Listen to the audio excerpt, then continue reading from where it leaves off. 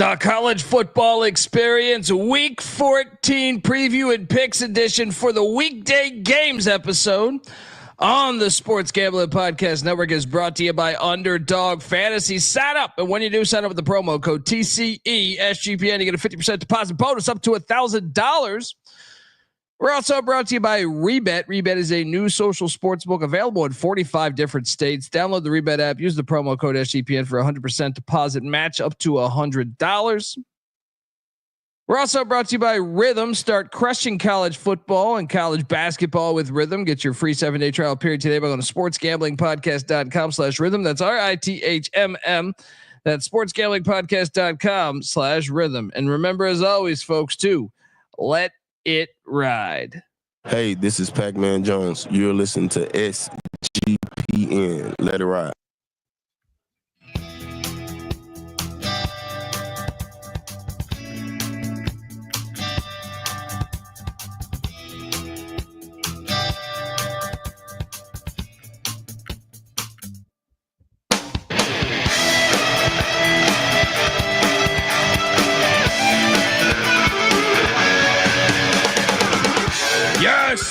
Yes. Woo! Welcome to the college football experience, week 14. Preview and picks for the weekday games, and there is a lot of weekday games we're going to be talking about. YouTube.com/the college experience. Remember, happy early Thanksgiving. As we got just a slew of football games, it's feast week in college basketball too. Make sure you check out the college basketball experience for every single game, every single night. We're talking all of that. You mix those two things in, you got everything else. You got D2, D3, FCS playoffs, NAIA playoffs, NFL. I mean, NHL, NBA. I mean, shit, everything, right? Everything's rolling right now. It's just a great time of year, and college football. Obviously, the 12-team playoff is upon us. 12-team invitational, and it's gonna be chaos as we saw this past Saturday. Can't wait to talk all about it. If you're wondering who the hell you're listening to, my name is Colby Swinging Database Dan, aka Pick Dundee. That's not a pick. This is a pick. He was raised in the land down under, where a man thinks on his feet, speaks with his fists, and lives by his wits. When Dundee happened, he was a superstar. I'm probably drinking too much and celebrating too much and not sleeping. Would have killed a normal man, but no, that's gone. The medical advice I got from that was like being hit by lightning. Pretend it never happened and get on with your life. Oh boy. I had just maybe the best Saturday of the whole damn season. I had some good Saturdays too this year. But when you're hitting on double-digit dogs like Oklahoma and Florida and then App State and BC and these small yappers are hitting too, it was just an unbelievable day. My East Carolina Pirates down 21, no problem. Arizona State, I had a bunch of money on you. We had multiple field stormings in the same game. Yes, Oklahoma and Arizona State stormed the field twice. Fantastic stuff. And I am joined by my co-host. Give it up for the DFS god himself. And how about our Devin Neal's play in the DFS front? He had like 10,000 yards. Yeah. Oh, you didn't roster him, did you? I didn't. No, I didn't. I should have. All right. Give it up for the rooftop IPA drinking, homebrew making, Tobacco Road living, the free lock giving, farmer, Herndon Basketball League MVP. Give it up for NC Nick in the place to be. There we go. What's going on, man? What's going on is college football is incredible. What a Saturday. What a fantastic weekend.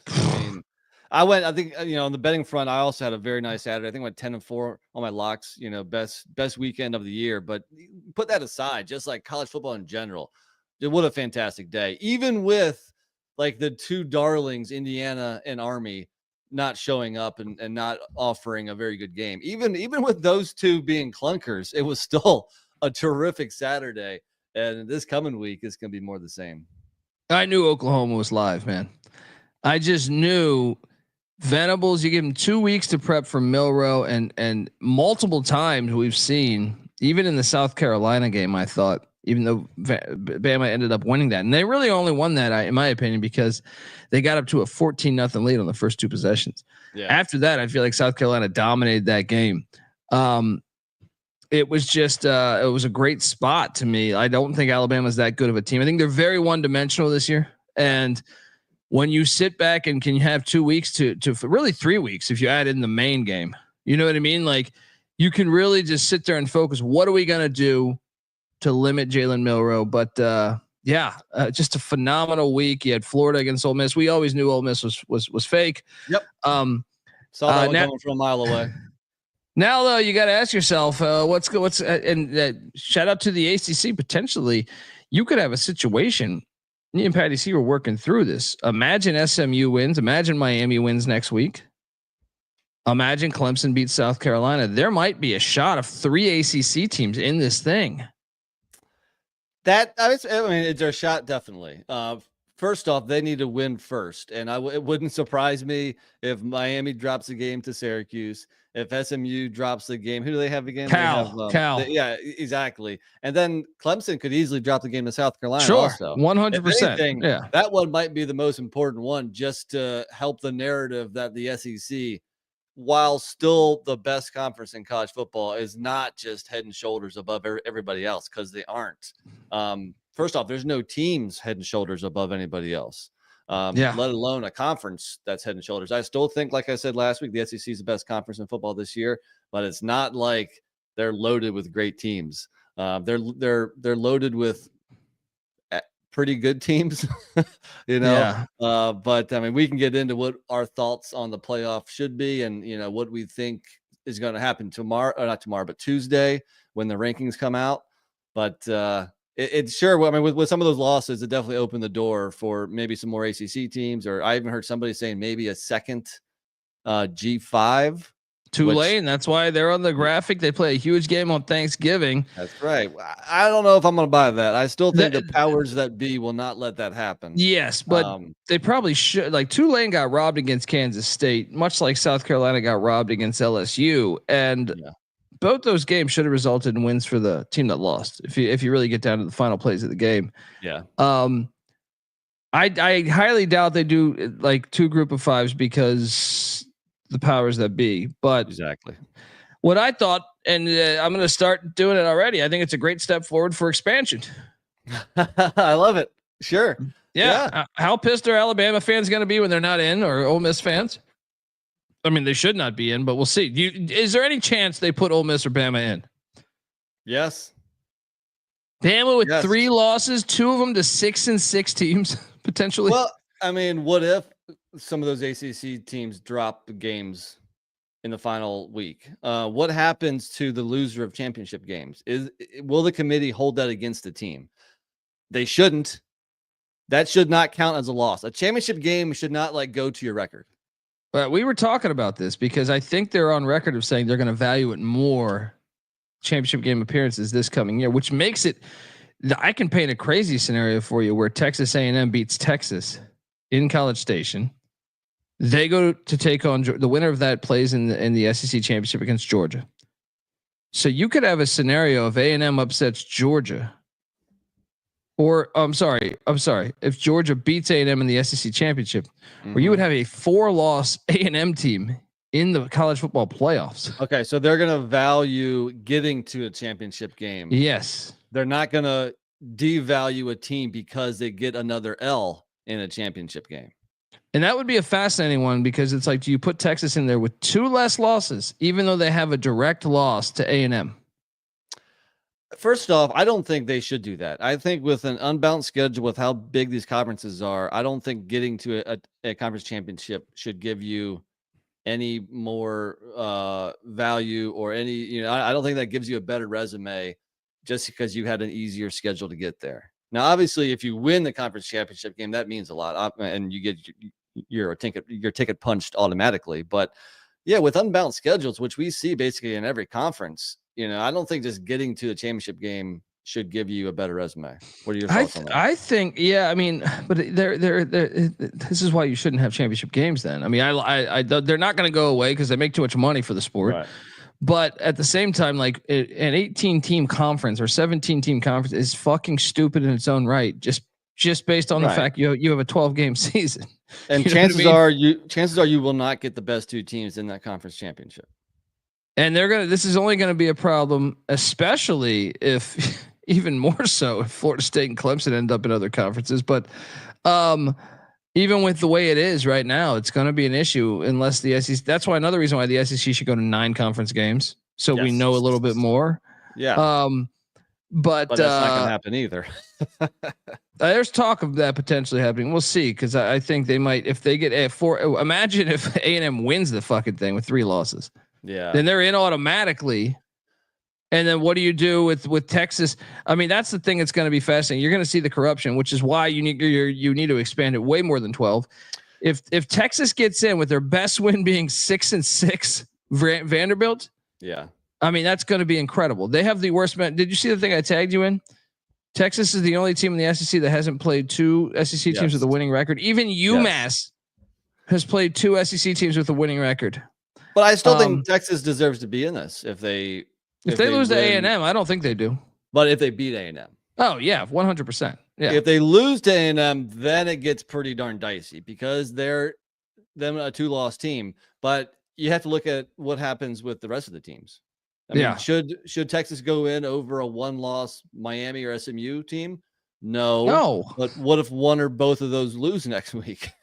Well, yeah. I mean, everything else matters. What if Notre Dame loses to USC? There's a lot of what ifs essentially, which is fantastic. That's why next Saturday is going to, or next Friday and Saturday, and all the weekday games on a smaller scale. That's why this week is going to be awesome because there's so many meaningful games still. How many potential teams do you think are still alive with 1 week to go to make?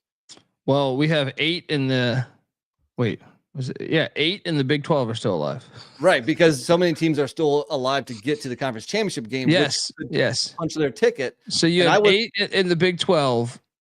Obviously Oregon, Penn State, Ohio State, Indiana. That's 4. Am I forgetting one in the Big 10 besides that? I think it's just down to 4, right? Yeah, I think so. I mean, so that's 12. Boise, Tulane, Army would be theoretically 15. Notre Dame 16. I would say UNLV is in that mix too. Yeah, UNLV 17, especially because Colorado State lost. So 17 right there. Then the ACC has what? 4, 3. 3, right? Yeah. So that's 20. You get 3 in the SEC. Tennessee would be 4 actually. That would be 24. So 24 teams right now alive to make the playoffs? I would say even more than that because you only had 3 in the SEC. Well, no, 4. You have 4? Texas, Texas A&M, Georgia, and Tennessee. Oh yeah, if you had Alabama and Ole Miss in there, yeah. You 26, got 30 teams that still have a chance at making the 12-team playoff. So fantastic! It's going to be a great Saturday or Friday or whatever, like I said. So it's going to be interesting what happens Tuesday because like for example, right now in the rankings that came out last week, Indiana was above Alabama and Ole Miss. So all 3 of those teams losing, you would still think Indiana is still above those teams, right?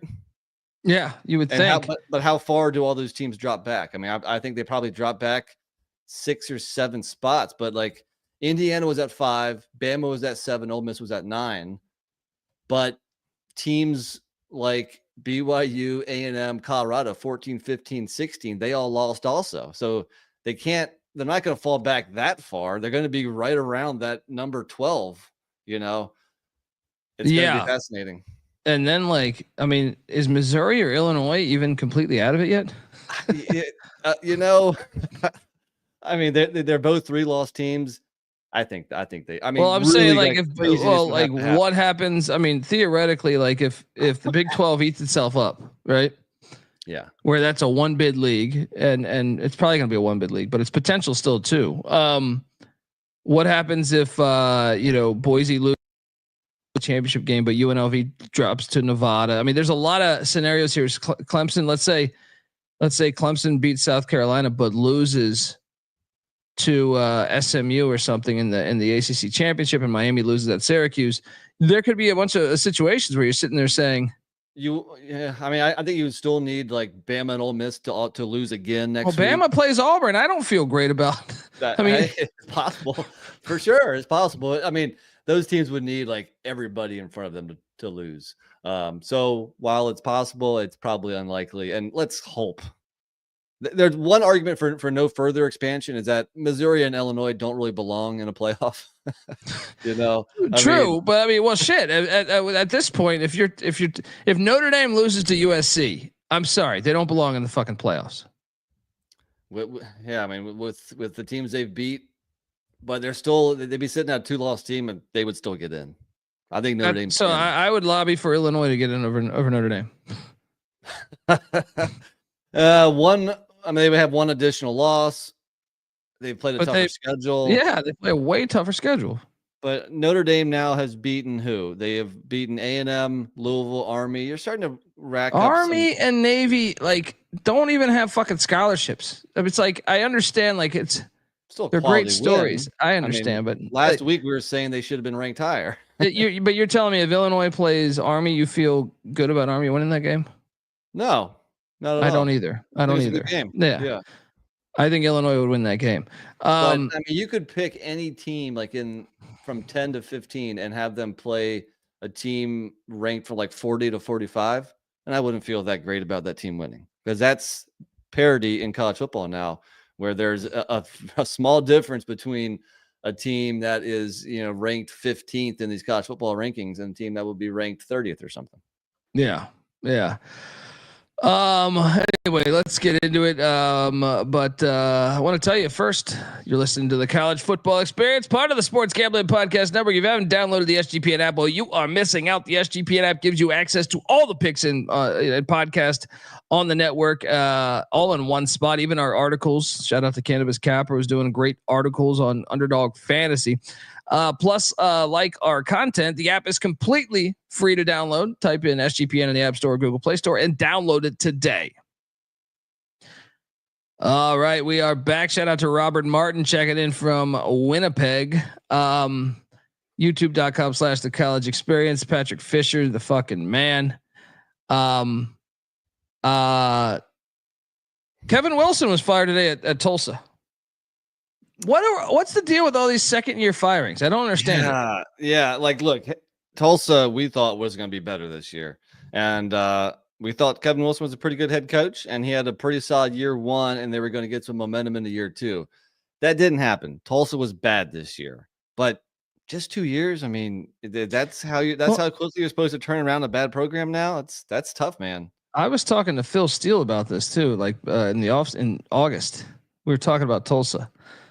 And he was saying, Wilson's a good hire, but he goes, he's going to need some time because he's doing it on the recruiting trail. Yeah. He's not really using the portal. He's going the recruiting trail. And I think this might be a future warning for college coaches that do believe in the recruiting trail. You might not get that time. I mean, hopefully like in the interview process, when you lay out your blueprint for the program and how it's going to be, hopefully you have that conversation with the AD and say like, look, my plan is to build this from the ground up. We don't. I think they have a new AD though. I think they have a new AD. Okay. That makes. I mean, that's always tough when the AD changes and that AD didn't hire you. So that would make some more sense. But still, man, just 2 years. Well, and then they named the interim the former Switzer, the former wideout for UNC, right?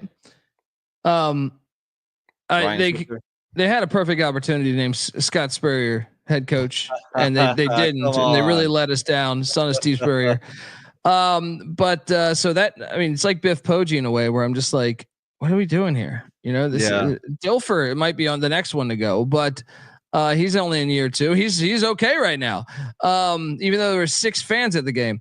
I think there's more fans at the USFL games in Birmingham. Yeah, 100%. Also, a great scene in college football. Obviously, there was tons of field stormings, I guess. But Lehigh Lafayette, which is like one of the more legendary college football games, the most historic rivalry in college football. A championship was on the line in that conference, a berth to the FCS playoffs. Lehigh wins, was their first winning season in like 7 or 8 years.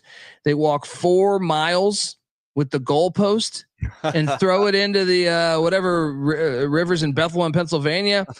This is what I'm talking about. This is why college football is the greatest. Stories like that. And NC Nick, before we get into the 20 game slate that we have, the FCS playoffs were announced today.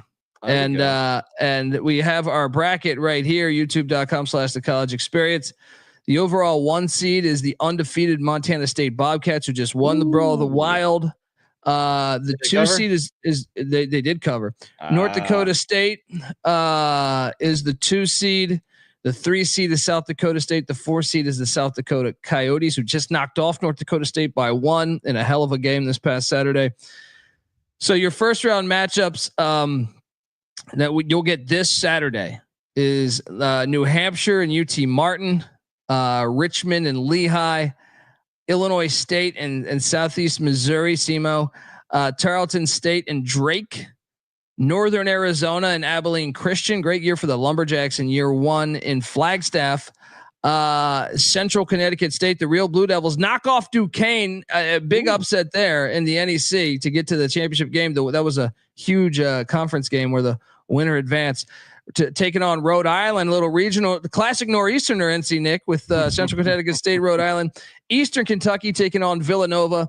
Eddie George doing one of the best coaching jobs of the entire D1 college football slate with Tennessee State, getting them to the FCS playoffs. They haven't had a winning season forever. Taking on, unfortunately, he's got to go to Missoula to take on Montana. But and then some other bye weeks, by the way, going on is so after the 4 seed was the 5 seed UC Davis, 6 seed Incarnate Word, 7 seed Mercer, and the 8 seed is the Idaho Vandals. NC Nick, this Saturday, you're going to be tuning into. I know we got a loaded slate on the FBS front, but you excited about that Lehigh Richmond matchup? I wish it's going to be tough to crack into FCS. I wish they were like during the week or something. I'm kind of bummed also that there's nothing close that we could go to. Nothing in the Carolinas. I was hoping Western Carolina just missed it. Just missed it again. 2 straight years of just missing it. Bummer, but I usually start tuning in like next week. Yeah, and for the most part, chalk kind of prevails. Not like maybe not these first round of games, but once you get to the Dakotas and the Montanas, usually like you're going to see a championship game that's probably between 2 of these 1 through 4 seeds. I want to just say that the Abilene Christian hosting Northern Arizona game is going to be awesome. Okay, that'll be a very good football game. I think UT Martin, who remember beat Kennesaw State in the FBS, is heading to New Hampshire. That could be interesting. I mean, Richmond, Lehigh. Richmond's been on fire lately, so I'm kind of terrified for Lehigh in that regard. That game's at Lehigh, right? No, it's at Richmond. The seating. You see the number 9 by Richmond. Okay. I mean, it would be fun to go to, but like, really, are you going to miss out on all the other FBS games? FBS games. That's true. That's true. It's going to be fascinating. I highly recommend if you have not checked out the FCS. And look, this past Saturday, I was also watching D2, D3, NAIA playoff games. The sport runs deep, folks. So I encourage you to check it out, especially if you're local, if you're living in, wherever, if you're outside of Richmond, Virginia, if you're outside of New Hampshire, Durham, New Hampshire, go catch a game. Fabulous stuff. Who you going with? Who's winning it all, NC Nick? Montana State. You know they're my team. I'll go chalk here. I'm gonna go the Bison. I think they lost by 1 to South Dakota last week. Okay. Their only other losses to the Colorado Buffalo, so in a close game. So I think the Bison are going to get revenge on the success from the Jackrabbits. I think I would say the Jackrabbits might get knocked off early. Maybe by Montana round 2. Whew, that's a great game. That's a great game. Sign me up. Let's go. All right. For more on that, check out the FCS College Football Experience, which I know have been lagging a little bit, but it's been an adventure with the internet company here. But we're gonna get things together here. Let's jump to Tuesday. Action. Is this Wednesday or Tuesday? Tuesday. There's no games on Wednesday. They really what the hell is that? What's going on? Nobody works on Thursday. Why not have games Wednesday night? There's so many games they could have gave us. Anyway, Toledo. How do I fix this? Toledo is heading to Akron, laying 8. This series goes back to 1923. Some action for your ass. The Zips are the best 3-8 team in the country, NC Nick. I've been saying this for a while. The line last year was 49-14. Or no, I'm sorry. The last time they played, I think it was 2 years ago. 49-14. Toledo got it done. Akron is just 1-6. I'm sorry. No, they're 2-5 in conference. They are. Any chance you're taking the points? I think I have an idea of what route you're going to go, but statistically speaking, these teams are a little bit closer to each other than their records might indicate. Both teams pass the ball pretty well, and they can't run. The big difference is that Akron is awful defending the run, but Toledo is not a strong rushing team. I am very interested in taking the points here with the home dog. I think Akron can do enough to stay in this game. I'll take the +8. I'm taking the +8 too. I think it's going to be like a 31-27 type of game. Excited to watch it. Joe Moorhead hasn't been fired. They better give him another year because I do think they've been chippier this year. Kent State is heading into Lembo Field. Pete Lembo. You want to talk about, this is why I wish the national media covered all of Division I better. Pete Lembo should be in the mix for Coach of the Year. Unbelievable. What a turnaround, man. He has a chance to go 8-4 regular season and maybe get a 9th win with a bowl win. What was Buffalo last year? They're terrible. They're like 4 wins, I think, right? Maybe 5. Yeah. You think they won 5? I doubt it. One of those years they made like a bowl with 3 wins. Yeah, 3 wins last year. And one of them was in overtime against Akron, and one was against Kent State. Buffalo was awful last year. And he walks right in, and he was a late hiring because Lindquist, remember that was a late hiring. They go get Pete Lembo. Yeah. Now. Well, I don't get. And now they're 21-point favorites in a MAC game. Whew. That is a testament to Pete Lembo. Yep, it is. Now, having said all that, give me the points in Kent State. I think I agree again. If you look at Kent State, when they've played the bottom of the MAC or the mid-tier MAC teams, they've at least been able to put up some points. Kent State scored 33 on Eastern Michigan, scored 35 on Ball State, 21 on Western Michigan, even 17 on Akron. If Kent State can put up, 20 points or so, I think they're going to cover. The weather looks very dicey for this game. You're talking 30s, 20+ mile per hour wind. Some rain or some wet snow maybe. I think that all favors a dog and lower scoring by Buffalo. I think Kent State can cover this. I mean, come on, it's Maction. You're gonna lay 21 in Maction on a team that won 3 games last year. It was 24-6 a year ago. This series goes back to 1937, and by the way, that slide is Amherst. It's supposed to read Amherst, New York, which the stadium is just right outside of Buffalo. Not Amherst, Massachusetts, where UMass is located.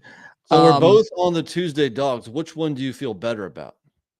I feel better about Kent State, believe it or not. Which is a crazy statement because they're 0-11. I think I feel a little bit better about Akron, actually. All right, let's jump over Thursday. NC Nick. We got a fire matchup early in the morning. No line. But it goes back 123 years. Tuskegee. Shout out to obviously the legendary Tuskegee Airmen. Heading to Montgomery, Alabama to take on Alabama State.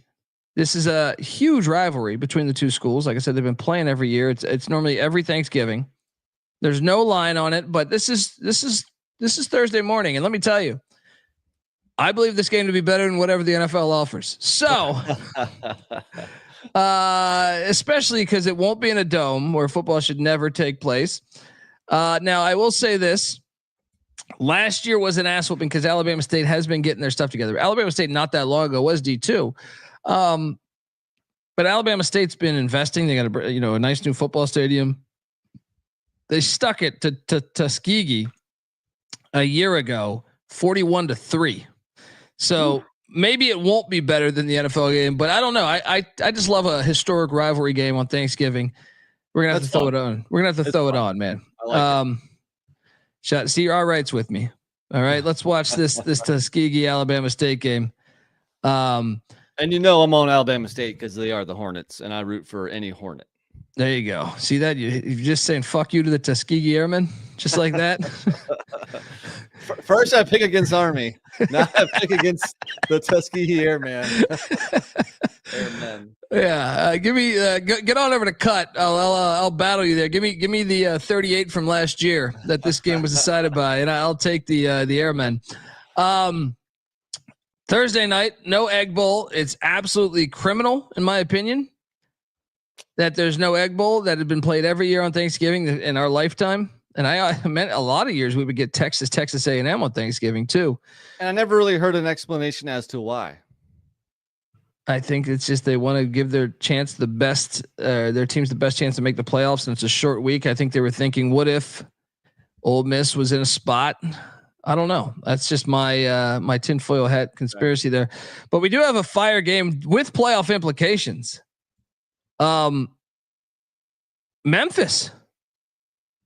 Ryan Silverfish, it's been a disappointing season, even though they have a win over Florida State. Disappointing, and they're 9-2. They could go 10-2 here and take down Tulane. Tulane did beat them a year ago, 31-21. And this one that last year was in the Liberty Bowl. This one is in Yeoman Stadium there in New Orleans. Actually, the last 2 years, Tulane has won by exactly 10 points each game. This game is fantastic. I'll tell you this. I want the Egg Bowl on Thanksgiving, but I think they should give us this one on Thanksgiving every year too. This one's fun. I mean, as long as the AAC can stay intact, which it sounds like they are now for at least the time being.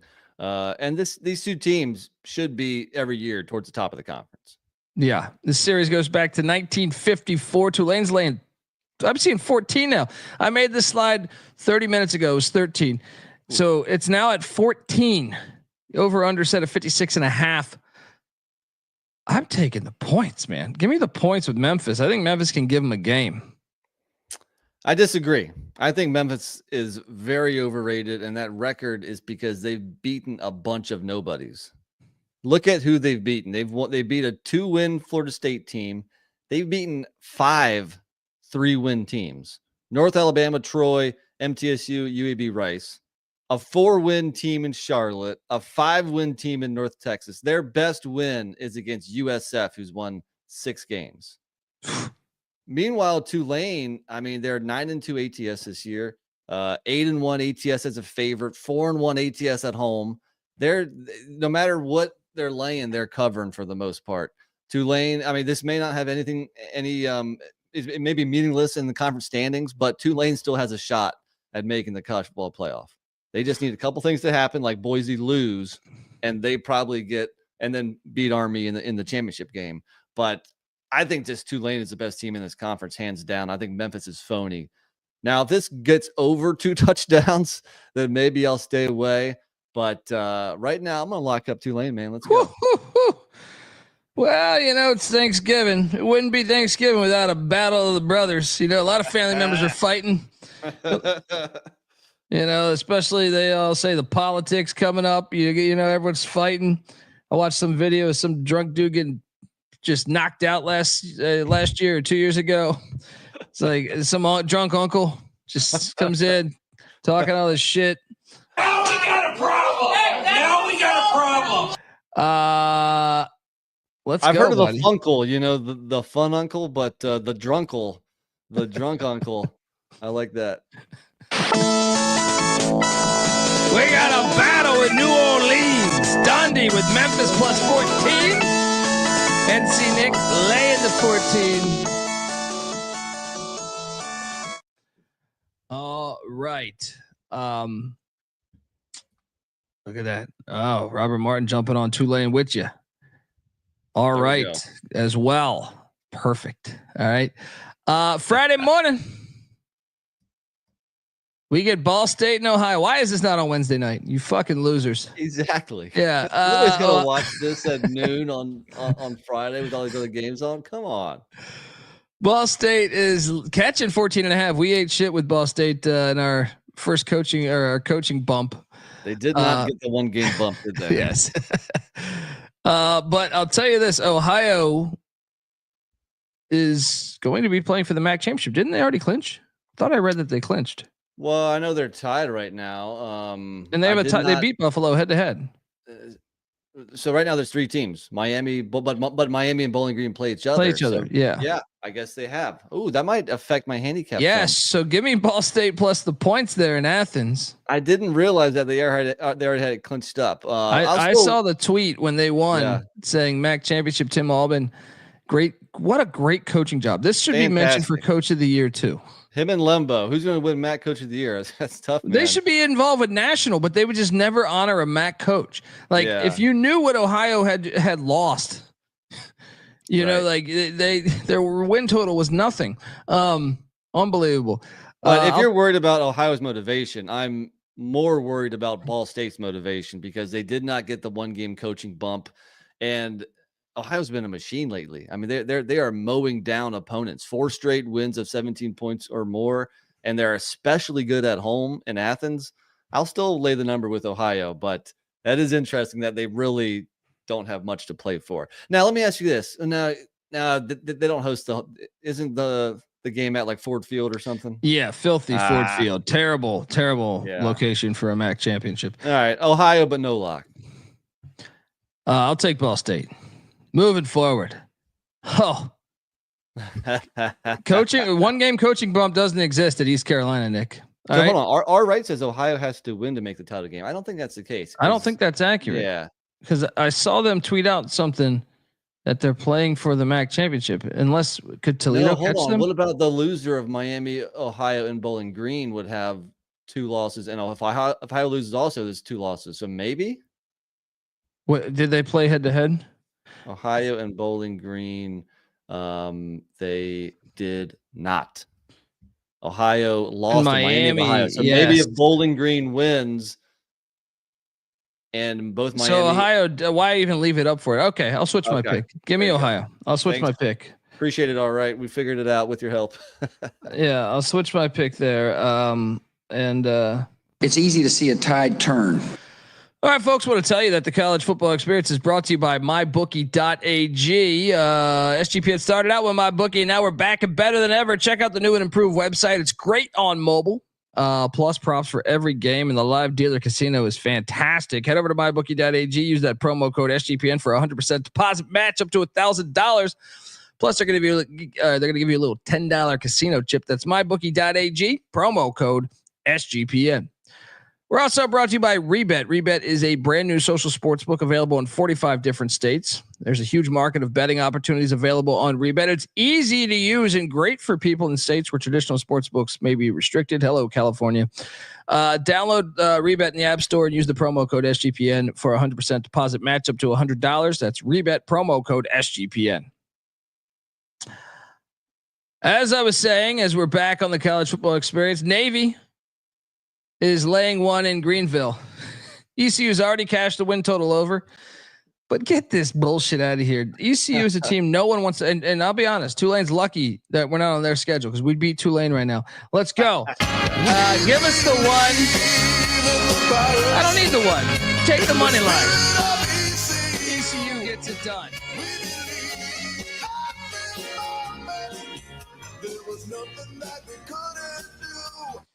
Well, here's a stat for you, Mr. ECU. Navy has never lost in Greenville. They are 5-0 in the Dowdy. These teams also have played the last 5 years. Navy's won 4 of them. Oh, you don't need to remind me the last time they played when East Carolina missed an extra point and like 6 field goals. East Carolina had no business losing that game. And Mike Houston, I'm glad you're gone because we're undefeated without you. I mean, does that speak to something there? Yeah, that wasn't a 1-game bump. That's like a rest of the season bump. And that does tell you that I think the players were happy that he got the axe because they have responded in a big way. And with all that said about the 5-0 record, Navy in Greenville, I'm going to take ECU too. I really like how they responded in the second half last week against North Texas. I think they carried that momentum back home and take care of business and get another W. Let's go. Moving along, both my teams playing at the same time. Oklahoma State heading into Boulder, take on the Buffs. Colorado's laying 16.5. Series goes back to 1920. Mike Gundy historically might have said some horrible things to Alfred Williams back in when they were both playing in Boulder. You could do a deep dive on that. So it's personal for both. No wonder why he watches the OWN network. Yeah.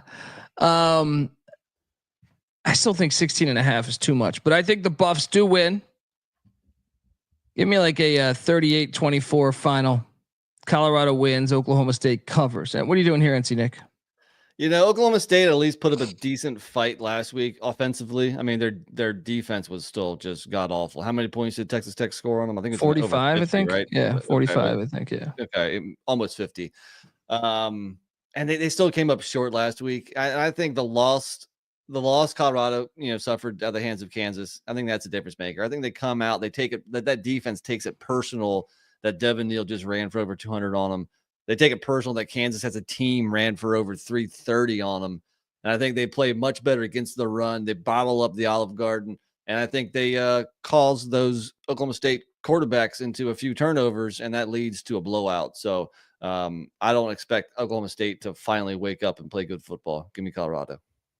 Robert Martin says Dion to make the Big 12. I have no idea. I do think they'll win this and but there's so many intangibles here. So dude, I saw the breakdown of each team's what needs to happen. It gave me a headache. I was like, dude, there's way too much. There's way too many options. Well, I know this. I think if Houston beats BYU and Colorado wins, I think they're automatically in. But that's okay. But there's another scenario where I think there's a bunch of different scenarios. There's another one where if Arizona State loses to Arizona and Iowa State loses to Kansas State, I believe Colorado would then be in if they win. Like I said, it's you need a drink just for breaking it down. But 8 teams are available right now. Wow. Baylor, Texas Tech, Baylor, Kansas State, they're all alive to make the Big 12 championship, which makes that Farmageddon game awesome, by the way. Miami, Ohio. This game's awesome. The winner going to be playing in the MAC championship. There is a chance that it could be a rematch. Heading into the Deut. This is not Oxford, Ohio. This is Bowling Green, Ohio. I fucked this up. Bowling Green is laying 2.5. The over under at 43.5. The series goes back to 1941. I think Bowling Green's been waiting for this one. This is Leffler's chance. I'm going to lay the 2.5. Lock it up. The Deut's going to be rocking the day after Thanksgiving. What are you doing here, NC Nick? Now you finally come over to Leffler's side, huh? I think they've just had this one circled. Well, I was all about Bowling Green in the offseason. They were one of my 2 MAC schools I thought would come out of nowhere and possibly compete. But over the course of the season, I've been riding Miami of Ohio ever since their slow start. I've been betting on them almost every week. Not as much as Texas Tech, but they're probably the second most team I've bet on this year. I think they're the more complete team. I think they're still the class of the MAC. They have the best defense in the conference as far as points per game, just allowing 17.8. And I'm not afraid of the Bowling Green environment because I don't think they really packed that house. I don't expect a full intimidating crowd. I still think the better all-around team is Miami of Ohio, and I'm getting points. I will lock battle your ass. Wow. Let's go. Wow. Let's go. Unbelievable here that we have a little battle between the Redskins and the Falcons here. What the fuck did I do wrong? These action battles. All right. Love it. We got a battle at the Deut.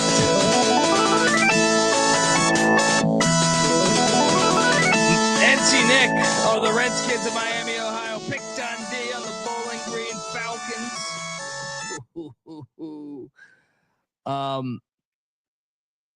I'm not sure that statement is entirely true as far as the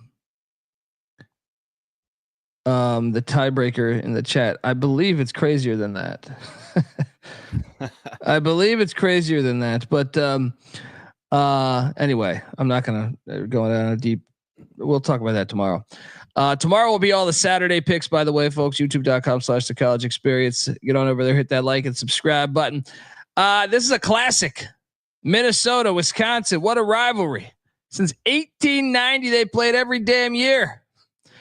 Wisconsin's laying 2 in Madison. Wrong team favored.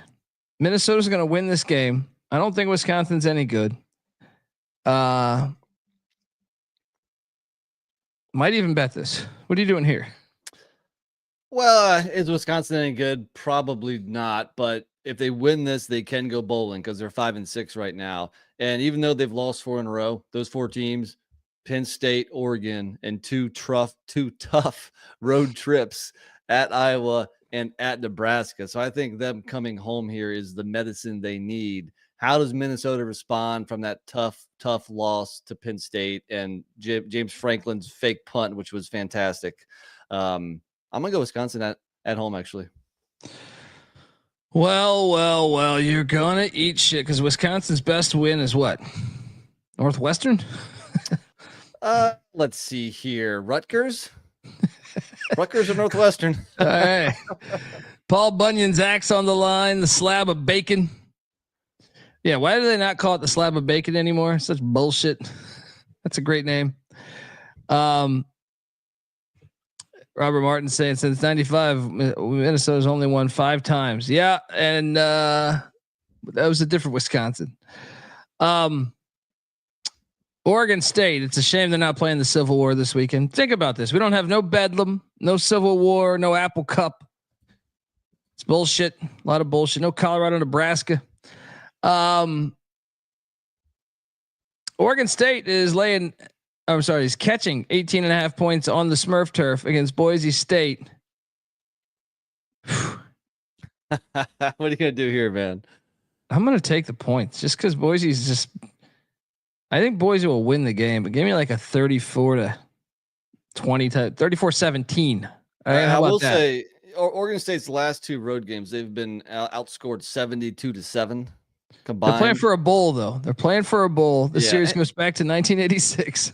But Boise really has been limping to the finish line here. I mean, over their last 5 games, they could have easily lost 4 of them. Yeah. So something doesn't. I mean, maybe it's the pressure. Laradice is a tough place to play. I don't care if they're 2. They only have 2 wins. True, but I mean, it's not just the Wyoming game. Obviously, the UNLV game was tough, which is expected because UNLV is a good team. But the Nevada game was close. The San Jose game was close. Yeah, San Jose is a good team. I know they're solid too, but I mean, Nevada's not any better than Oregon State. I mean, yeah, but there was a personal one. Choate got passed over twice. They hired Avalos over Choate. They hired Danielson over Choate. He's a Boise guy. Was part of the Boise State teams with Peterson. I know earlier in the chat, some people were arguing who's going to win the Mountain West Championship game, Boise or UNLV. I would say first those teams have to make it there. I think both are going to win.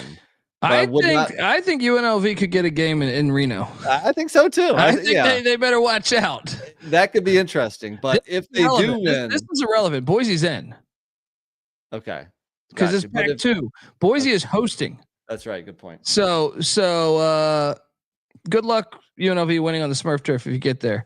I think UNLV might actually, because Boise just has not looked that great the second half of the season so far. Little foo dome team up in the Smurf turf is not winning, dude. Well, we'll cross that bridge next week if and when we get to it. But in the meantime, I will take Oregon State in the points. I don't think they're a serious money line play, but a lot of teams have been covering against Boise lately. I think Oregon State can keep it just close enough to cover as well. Texas State is heading into Mobile. Series goes back 12 years or 11 years.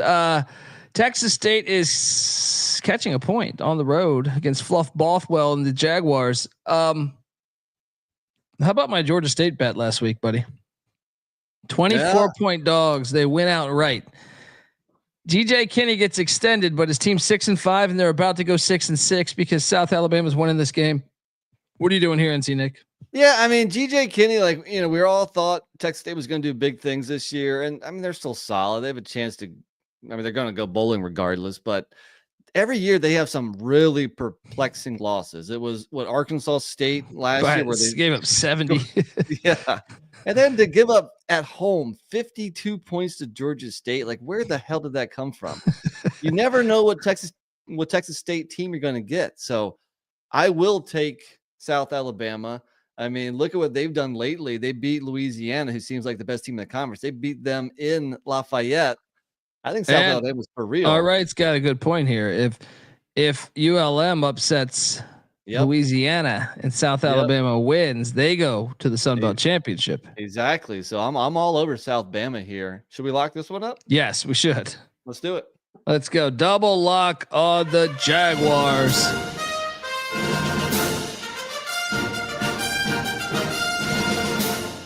Big baller saying, I'm sick of the dairy raid. We need the fullback position back in the offense. Let's go. We hear you. Folks, I want to tell you the college football experience is brought to you by Underdog Fantasy. Underdog Pick'em is one of the biggest menus for all the sports: college football, college basketball, MMA, NFL, NBA, NASCAR, and much, much more. You can now use specials and boost on all flexed entries. So what are you doing, folks? Sign up. And when you do, sign up with the promo code TCESGPN to claim your special pick plus first time deposit offer up to $1,000 in bonus cash. Once again, UnderdogFantasy.com, promo code TCESGPN. We're also brought to you by Rhythm. SGPN's proud partner. Rhythm is the #1 AI-powered sports betting platform that helps provide bettors of all levels the ability to build custom predictive betting models in seconds and get predictions for betting on money lines, spreads, totals, props. You can copy one of the top-performing models from the leaderboard, still probably make money. Or you could build your own like old Dundee here, and they'll adjust around that. You can now track props in the Rhythm app as well. They just introduced college basketball. They already got college football, NFL, NBA, all that stuff. Check it all out. They got it all. Claim your free 7-day trial period today by going to sportsgamblingpodcast.com/rhythm. That's RITHMM. That's sportsgamblingpodcast.com/rhythm. We're back on the college football experience weekday preview. And we got a banger with major CUSA implications on the line here. So the Flamin' Libs, you win and you're in. Yes, you could still win and get in. I'm sorry, you could still lose and get in if Western Kentucky loses, but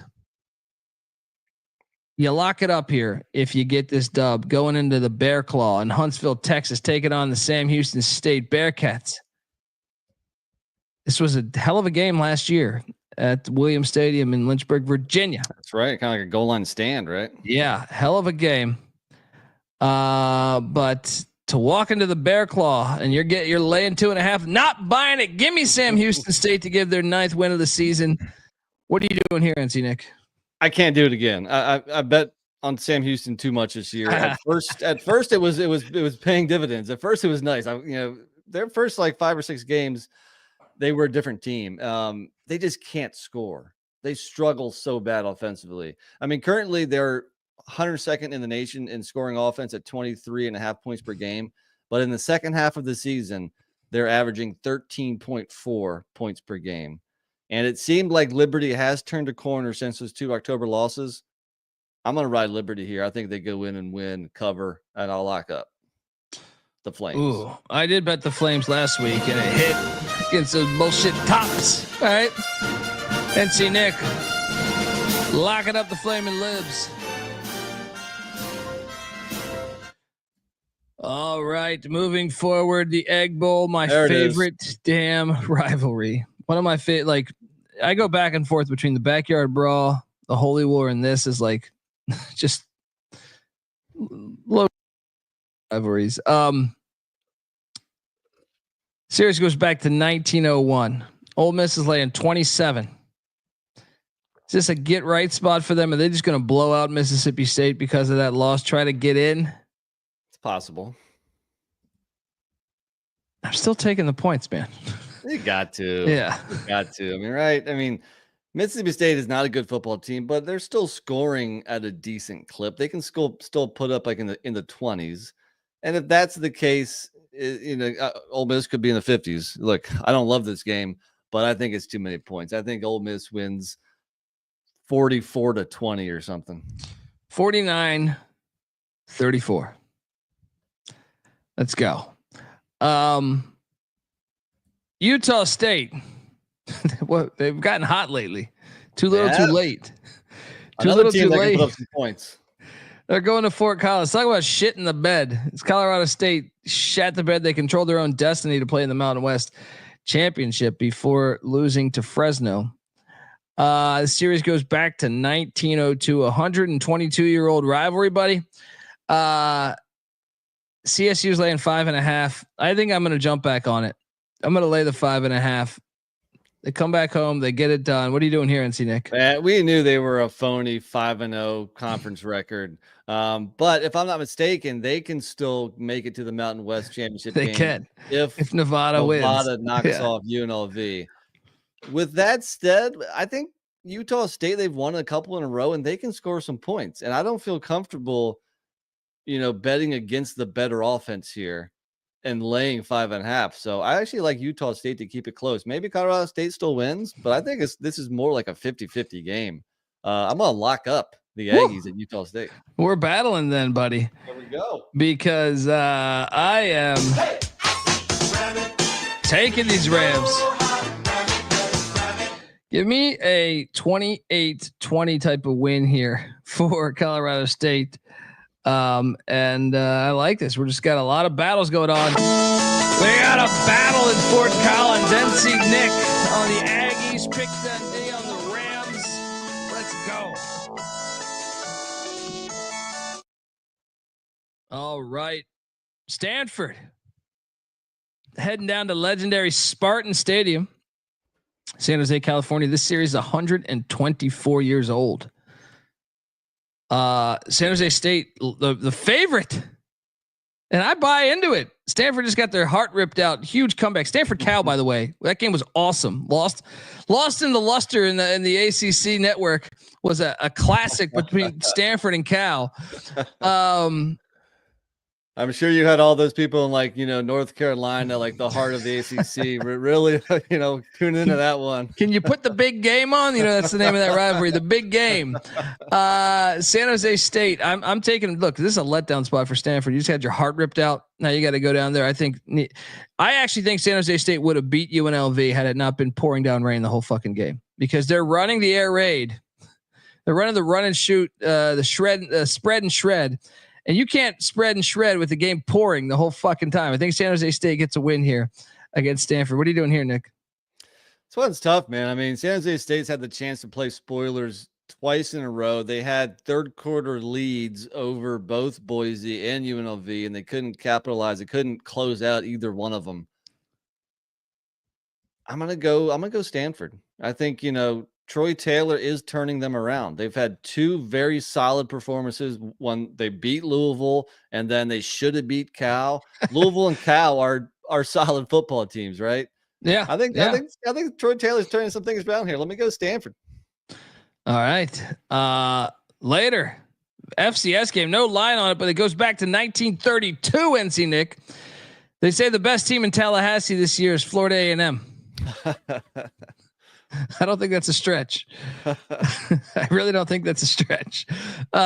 Any who do you like in this game? You got John Stallworth's alma mater in Alabama A&M. You always you like John Stallworth, and Florida A&M's been fire lately. Obviously, won the Celebration Bowl a year ago. What are you doing here? I think you go FAMU, man. Yeah, at home. Look at that badass. That's a great logo, man. They have a great logo. I think you go FAMU. I'm with you. That's the lone FCS game on Friday. We have a quarterback we know too, a transfer. Who? Daniel Richardson, the former Central Michigan Chippewa and Florida Atlantic Owl. Yeah. Okay, so we got Division I or FBS pedigree there. Yeah, FAMU. Yeah, I'm with you. We got this game goes back to 1891, Nebraska and Iowa. Nebraska just had their glory. They're bowling. They finally got rid of the bowl streak. They stormed the field in Lincoln. You see that? That's how times have changed. Yeah, that's the benchmark of success now. Can we go 6-6 and go to a bowl game? Storming the field for a 6-5 season. Iowa's easiest bet of last week was Iowa against Maryland. I was right there with you. The easiest wager. The coaching advantage. I'm going to go back to the well here. I will lock up Iowa -5.5. Raiola hasn't faced many defenses this good. He'll make mistakes. What are you doing here, NC Nick? Here's one we agree on. I mean, Nebraska's been bad on the road, just 1-3 straight up, with an only win being Purdue.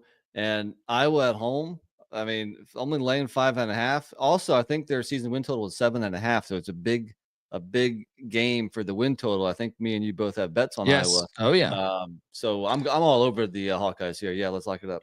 And I already cashed on the under on Nebraska. We got a double lock on the Hawkeyes minus the points.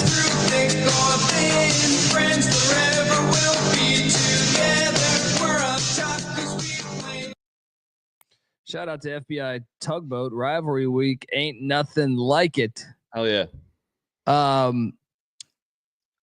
This is a lock for me. The series goes back to 1893. Georgia Tech is heading up into Athens, take on Georgia. Call me crazy, NC Nick. I think Georgia Tech's live. I think UMass. Where's this stat? Let me see if I can pull up this stat on the fly. Dude, I didn't watch any of that Georgia UMass game, but I was kind of score watching. I was like, what? Whoa, really? I mean, Georgia's not up 49-0. Like, are you serious? I believe the stat was they have not given up over 230 yards of rushing since 2018, and UMass ran for 235 yards. I think it was something like that. Yeah. Well, Georgia Tech to me has gotten healthier with both Jamal Haynes and Haynes King. Haynes King isn't really healthy though. I mean, he can't pass the ball. Yeah. So when he's in, he kind of just runs the ball. And the true freshman, Aaron Philo, he actually has played pretty good, but so their primary passing quarterback is going to be a true freshman between the hedges. It's a little iffy. I think their O-line can win in the trenches against Georgia. Georgia's D-line is not that good this year. Make no mistake, I'm on the points. I'm locking it up. Give me the Yellow Jackets plus the 20. This was an 8-point game a year ago. Brent Key been getting inching closer and closer, getting back to when Paul Johnson would get them. I like it. You're probably right, but I'm not going to bet this. I'm just going to take the Jackets and the points. All right, final game on the slate. First ever matchup. Nothing to do with rivalry week. And I thought it was going to be a gigantic game in the Big 12. Remember, we thought Utah would be like in the lead, and they might, go in and lose this game to UCF. And I see this line's climbed up to 9. I mean, give me Utah. Why should UCF be favored by 9? Look, Utah's lost 7 straight games, but most of those games are one. They had the game last week, dude. Yeah, they had that game. Yeah, 1-score games, and you know what? UCF is 4-7 themselves. So yeah, I mean, Utah. If I'm Utah, I treat this as my bowl game. Let's take a nice little trip to sunny Orlando and just play loose, have fun, no pressure.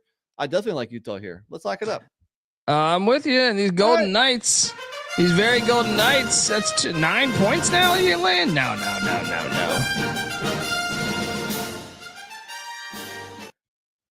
All right. I mean, do we have?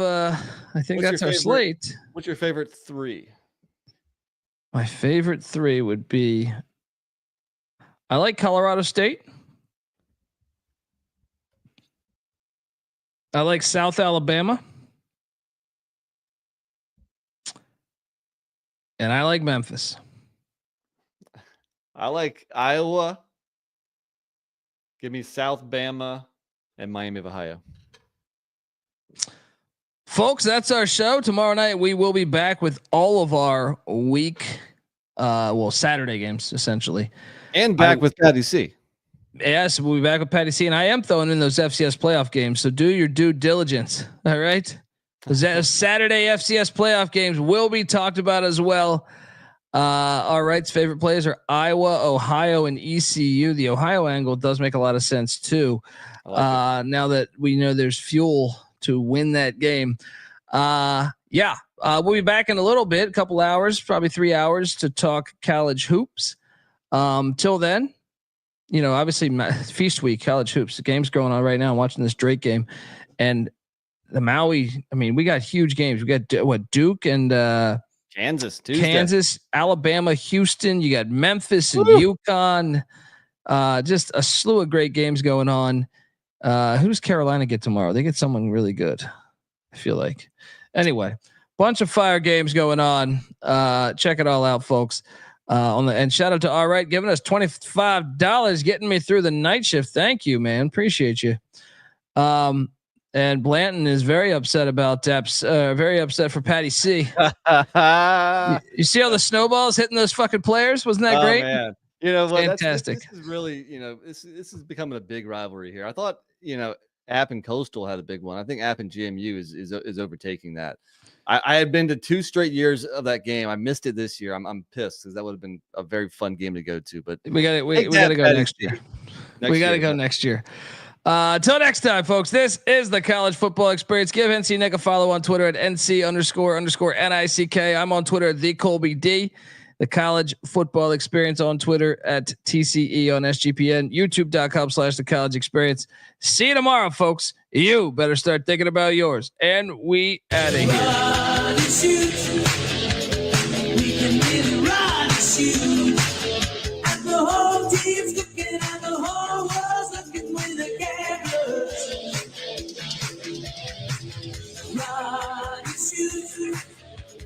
We can really rock you, and